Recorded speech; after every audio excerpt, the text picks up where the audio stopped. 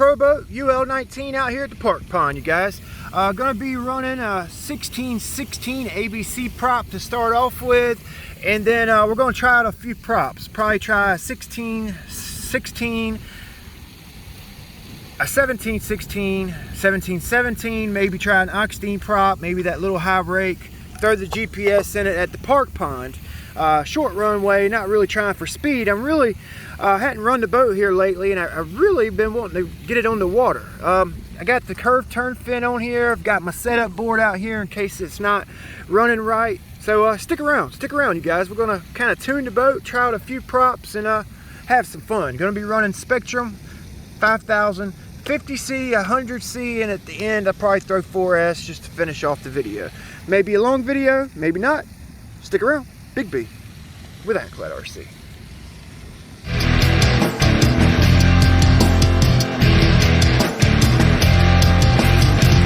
The last time I had the boat out, I noticed it had some heat issues, and at the time it didn't really dawn on me, but I had my batteries pushed all the way forward, and I think that was actually digging the sponsons in, and it was wanting to like tip or torque roll over onto the right sponson real hard, and I think it was due to my batteries being too far forward with the extra weight of the motor and ESC.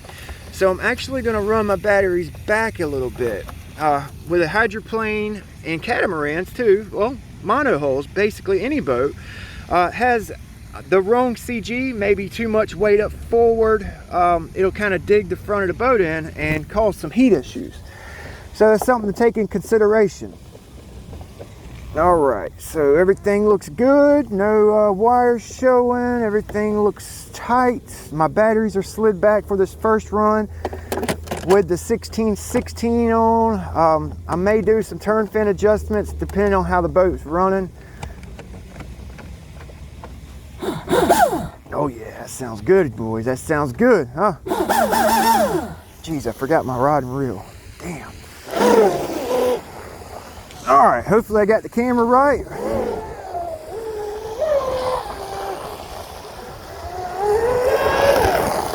So yeah, okay. So this is a 16-16, all right, ABC prop, full trigger with my battery slid back. Actually looks pretty good.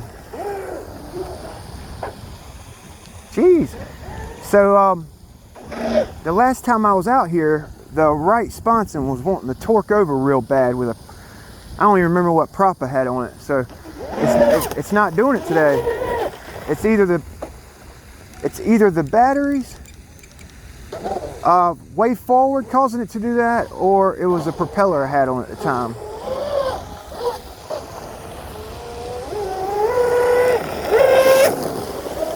Nice. Sounds good.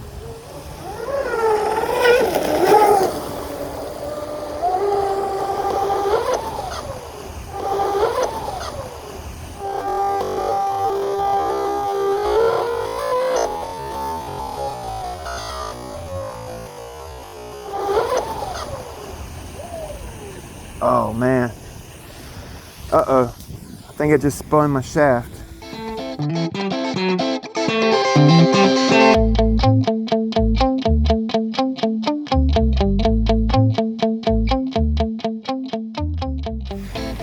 All right, you guys, let's assess the damage here. Let's assess the damage. Let's see what's going on with it.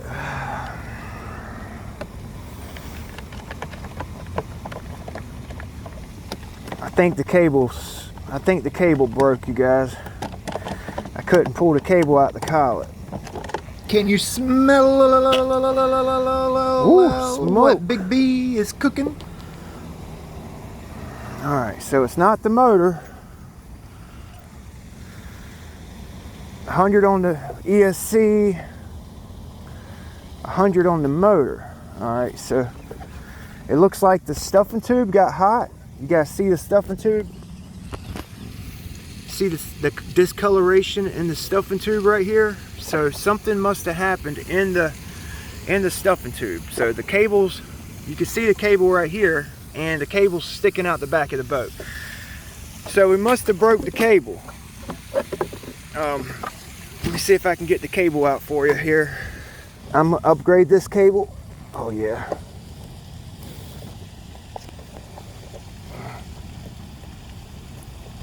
Yeah, so the cable's snapped. All right, see that? It's spinning right here, it's not spinning here.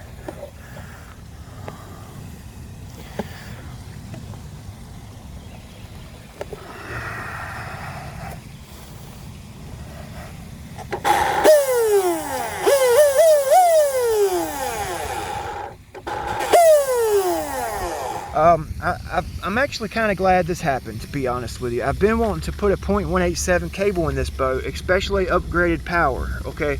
That .150 cable has a 1/4 inch stuffing tube. You can upgrade to a .187 cable and run it with no liner. See, this is why I don't like liners right here.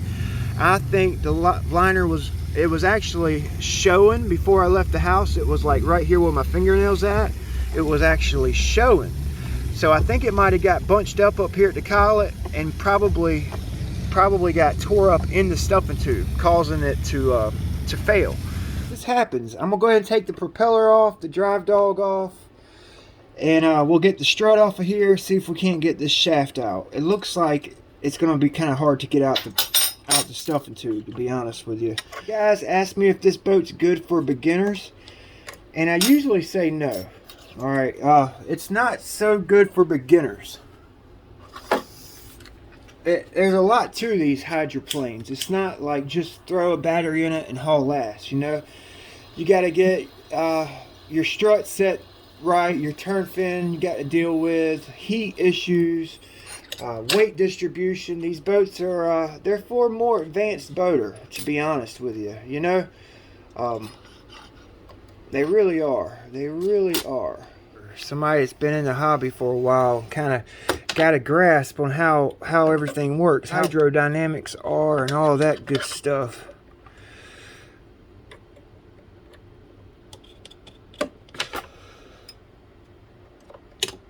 Alright, there we go. What a pain in the ass.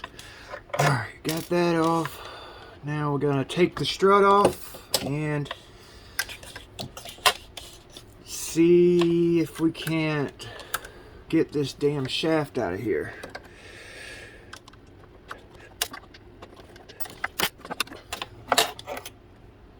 Plenty of grease on it, as you guys can see. There we go. Yep, that's what it was. You guys see that? I hadn't done one like that in a long time. So it looks like the Teflon liner is actually the cause of it. You see where it's been chewed up, okay, and it probably got wedged in the stuffing tube, and the cable, you know, it just got wedged in there, cable spinning, and boom, done. Happens quick. So this cable, so if you spin a cable like this, you can cut this cable off. You can cut it off like right there. Alright, and use the rest of the cable for something else, you know. Don't throw it away. Don't throw these away because, you know, you spun that little bit of cable. Cut it off like right there. Boom, you got you a cable for another boat. Alright. I'll definitely use this cable for something else, you know. It's a good cable. I'm going to put a damn .187 cable on it, okay. That's what I'm going to do. So now all I gotta do is just pull that little piece right there out. You can see how hot it got. You can see how hot the stuffing tube got. It got so hot that it melted the retainer. And it actually sounded really good when I spooled it up before I put the boat in the water. I was like, oh, that sounds good. Y'all remember? Oh yeah, that sounds good, boys. That sounds good, huh? It sounded nice, man. It sounded like purring. And that just goes to show you, it don't take long. It don't take much. Big power, big prop. Well, this prop's not big. This is 1616, a 42 millimeter prop. I got my, I got the collet broke loose here. Let's pull it out off the shaft, see what's left here. Oh wow, oh wow. So So it basically broke right there where it looks like it melted that retainer. Okay, all that discoloration, it's all right here. Definitely got hot. It definitely got hot. You could see it, it almost looks like it's tempered. It got so hot right here where my finger's at, and then it goes like the color changes to a natural color more toward the collet. Let's check this part out. So yeah, you got your natural color here, and then you could see where it got so hot at. It's actually almost tempered the metal. Super glue on it, that's probably what that right there is, and glued it in place. And it hadn't been spinning lately, so it must have started spinning, and it looks like it got chewed up a little bit right there at the end. That's about where it was sitting in the stuffing tube. Or, you know, if you don't have enough gap in between your drive dog and your strut, that will cause it to fail.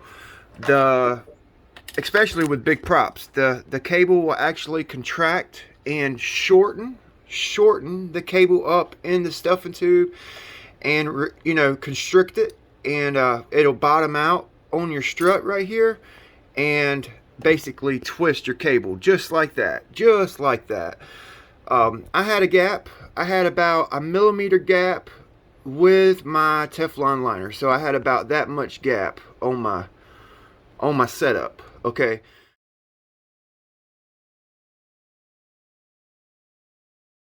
it could have also been the gap from the collet to the stuffing tube. Okay, if you run too large of a gap in between your collet and stuffing tube, the cable will actually spin in that area right there. Okay, mine spun like right in here. Okay, that's kind of why I'm leaning toward the Teflon liner. But to fix that with this boat or the Velez, if you don't want all that gap right there, if you have to run your motor forward because your stuffing tube's mounted too low, you could get a upgraded collet, okay, a longer collet, and that will reduce the gap.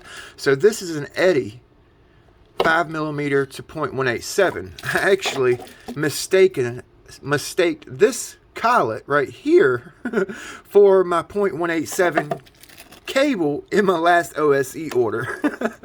So I thought I had gotten the Eddy coupler and the offshore electrics cable. So I actually got the cable coming. So I, you know, when I put my 187 cable on, I will have a reduced gap between the collet and the stuffing tube, so this don't happen with a 187 cable, which it's going to be hard to twist a 187. Not saying they can't be twisted, because they can. So so yeah, maybe this will help you guys out. Maybe some of these little things I'm pointing out, you know, the gap on your strut there, the gap at your collet, Teflon liner spinning. Hopefully these little tips I'm referring to helps you guys out with your build. It doesn't particularly pertain just to the UL-19. It pertains to any boat with a flex cable. All right, I'm going to get rid of the Teflon liner. I don't like Teflon liners. That's just me. Nothing against them, I just don't like them. I run them in a lot of my boats, but I would rather not run a Teflon liner. So I'll let you guys go. We'll get this thing worked out and get it back on the water better than ever, you know. So we'll see you next time. Thanks for watching.